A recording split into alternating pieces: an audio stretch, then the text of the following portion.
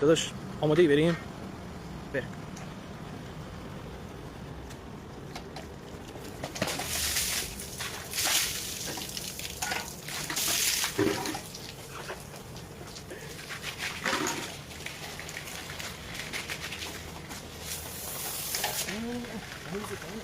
آقا یه دقیقه وایسا. آقا چی دارید میکنید؟ حال بده. آقا بینم سلام.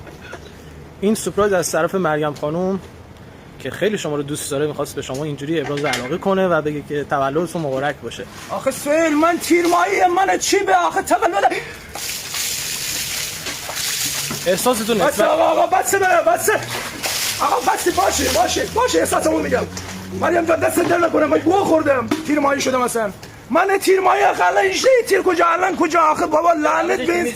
آخه این چه کاریه برای چه سورپرایزی؟ من تولد می‌خواستم اینجوری باشه. آقا یه تولد بچه‌ها گفتن خیلی وقت هموم نرفتی گفتی سورپرایزت کنیم.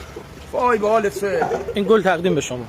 وای به حالت جان مادرم قسم یه بلای سرتون بیارم. مریم میدونم با چیکار بکنم. انگلیسی باید آقا انگلیسی باید میگیرم. قطعش کن بابا